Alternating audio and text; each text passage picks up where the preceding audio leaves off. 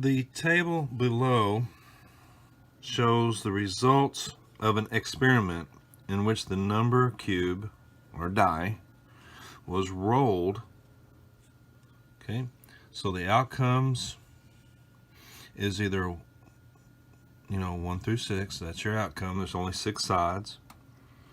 The experiment, we need a total. Okay, what's the total number of times the cube was rolled? All right, we need to know the total number.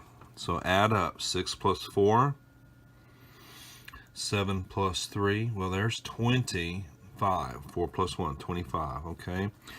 All right, so my total times of rolling the die is 25.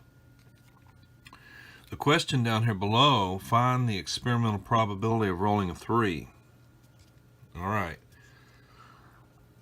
Well, of the 25 times rolling this die, it landed on 3 7 times.